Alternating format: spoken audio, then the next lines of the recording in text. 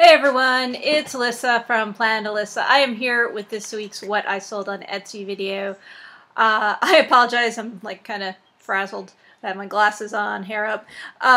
It's just been that kind of week. I actually came down with a stomach bug this week, and so I'm better now, but I'm still kind of getting my sea legs back, I guess. And so I did okay on Etsy. I didn't meet my $200 sales goal, but what I sold 9 items for a total of $147 on Etsy, which is pretty good considering I really haven't done much listing this week.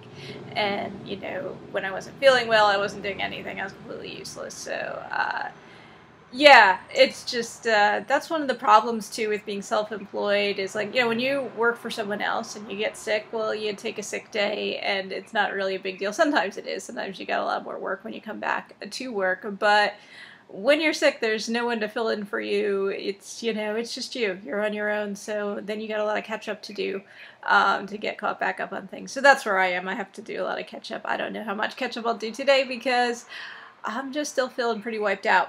But anyway, I will go ahead and show you the different items that I sold on Etsy, how much they sold for.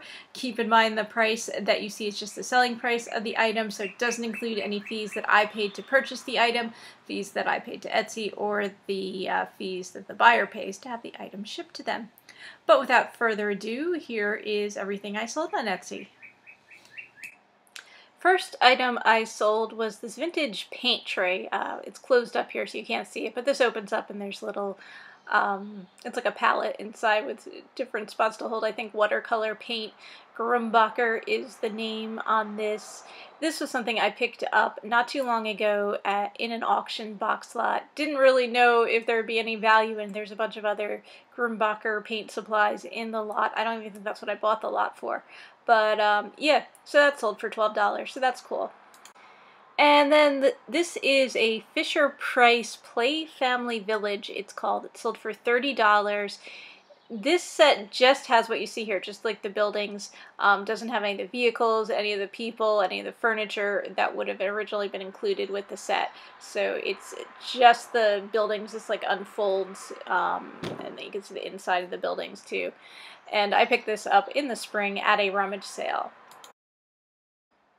And I sold a mini souvenir pennant from Louisiana. This sold for $8. I still have a whole bunch of different ones from different states, probably even some more Louisiana ones, but I picked a whole bunch up in a lot and have been selling them little by little. This was something else that I had multiples of. I just had 2 of these. This was the second one. Sold for $15. It's a set of collectible coins in a cardboard display frame, I guess you would call it. This was issued by Shell Gasoline back in the late 1980s, early 1990s, I believe. And, you know, I guess each time you filled up gas, you got a different coin, and then you could put them in this little display frame. And this is a vintage book that sold for $9. It's Practical Uses of the Steel Square Volume 1.